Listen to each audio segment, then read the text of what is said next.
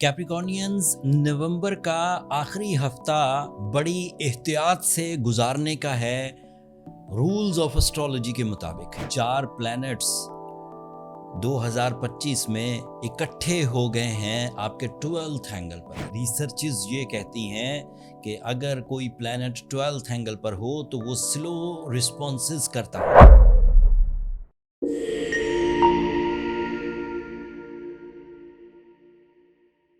मैं हारिस अज़मी हूँ, professional astrologer, और आप अपने नवंबर के आखिरी हफ्ते की एस्ट्रोलॉजिकल चेंजेस को देख रहे हैं। सैटर्न आपके लिए आपका रूलिंग प्लैनेट 28 नवंबर को डायरेक्ट होगा। ये एक पॉजिटिव सिग्नल है, वक्त बेहतर हो जाएगा। बट मरकरी डायरेक्ट होगा आपके 12th एंगल पर। सूरज 21 नवंबर से ही आपके 12th एंगल पर है। मार्स भी आपके 12th ही एंगल पर है, और 30 नवंबर को वीनस भी आपके 12th एंगल पर आ जाएगा। इन अ सिंगल लाइन अगर सिर्फ सतही सी बात की जाए तो 4 प्लैनेट्स का ग्रुप आपके 12th एंगल पर एक कमज़ोर हालत में होगा। आप कंपटीशंस में नहीं जा सकेंगे। आप अपने प्यारों के तुर्श या हार्श रवैये देखेंगे। आप डिसीजन लेते हुए लेट करेंगे। आप अपने इमोशनल रिदम को, इमोशनल सीक्वेंस को, इमोशनल डिसिप्लिन को डाउन होता हुआ देखेंगे। लेकिन इसके कुछ पॉजिटिव एस्पेक्ट्स हैं जो अभी रूल बुक का हिस्सा नहीं बने, but in my 25 year astrological career मैंने देखा है कि इसी में से कुछ चीज़ें पॉजिटिव भी आपको मिलेंगी। पॉजिटिव कैसे मिलेंगी? अगर अकेला मरकरी 12th एंगल पर जाके डायरेक्ट होता तो आपकी एक ऐसी सिचुएशन होती कि आपके सामने इवेंट्स होते जिनको आपने डिसाइड करना था। आपके सामने ऐसे हालात होते कि जिनमें आपको फ़ैसले करने थे। आपके सामने ऐसी मुसीबतें होती जिन्हें आपको फेस करना था, एंड अनफॉर्चुनेटली वो आप फेस ना कर पाते। लेकिन जब सूरज और मरकरी इकट्ठे हो जाते हैं तो ये एक दूसरे के लिए हेल्प करते हैं। मतलब जिन चीज़ों का सलूशन आपके पास मौजूद हो, सूरज उन्हें एम्फसाइज करके, आपको मजबूर करके उन चीज़ों का डिसीजन लेने की तरफ गामजन करता है। तो अगर अकेला सूरज होता तो कमज़ोर था, अगर अकेला मरकरी होता तो कमज़ोर था, लेकिन दोनों के इकट्ठे हो जाने से इस बात के इम्कानात पैदा हो गए कि आप डिसीजंस ले पाएंगे। हो सकता है डिसीजन स्लो हो सकता है कि सहारा लेकर किसी बंदे का, किसी एसेट का, किसी अथॉरिटी का, किसी अदरवाइज ऐसी गैजेट का जिससे आप डिसीजंस की तरफ माइल हों, लेकिन डिसीजन हो जाएंगे। एंड वीनस भी 12th एंगल पर जाकर वीक हो जाया करता है, लेकिन क्योंकि सूरज और Mercury meritful decisions, presence of mind, high and creative skills, sense of responsibility की वजह से वीनस की कारकर्दगी में भी आप कुछ ठहराव देखेंगे। हो सकता है बहुत भूमि, बहुत हाई लेवल इमोशनल फ्यूल्स ना मिलें, लेकिन कामयाबी की बुनियाद के लिए जिस तरह के फ्यूल्स की ज़रूरत होती है, जज्बाती फ्यूल्स की, उतने तो मिल ही जाएंगे। एंड फिर साथ में मार्स भी है, एंड मार्स का आपके 12th एंगल पर होने का मतलब है कि you have some courage.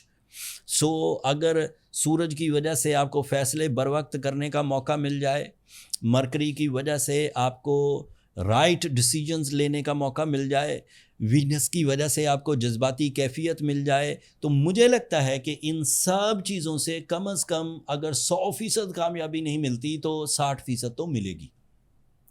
And उस 60% सक्सेसेस को अगर सैटर्न आपके रूलिंग प्लैनेट की तरफ से सिर्फ 30% भी फेवर्स मिल गई तो you are on 90%, and that is the major level of successes.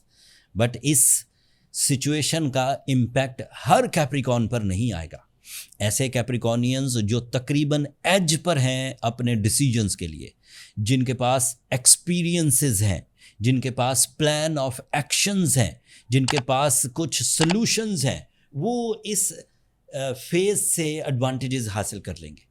But इसके उलट भी ऐसे कैप्रिकॉर्नियंस जिनके पास सॉल्यूशन ही कोई नहीं, जिन्होंने अपनी सेहत को उलझाया हुआ है, जिनकी پلاننگز ابھی تکمیل تک نہیں پہنچی، جن کی پلاننگز میں ایکوریسی نہیں ہے، جن کے پاس کمپٹیشن اسکلز نہیں ہیں، وہ کیپریکونینز ان دنوں میجر انویسٹمنٹ سے گریز کریں.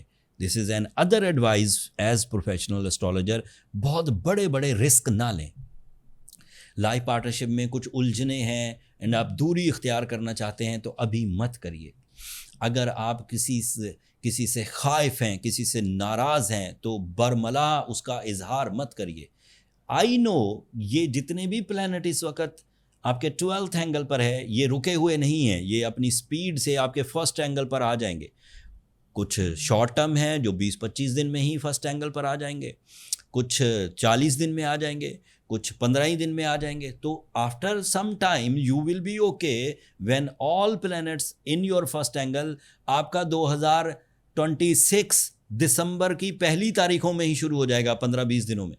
سو دیٹ مینس کہ نئے سال کا آغاز ایک بڑی خوشخبری کے ساتھ ہوگا. اس کی ڈیٹیل میں بعد میں دوں گا، بٹ اپنے آپ کو احتیاط کے ساتھ پھونک پھونک پر قدم رکھنے کی ضرورت ہے. احتیاط سے آگے قدم بڑھانے کی ضرورت ہے. جلد بازی مت کریے، ایموشنل ہو کر نقصانات کی طرف مائل مت ہوئیے.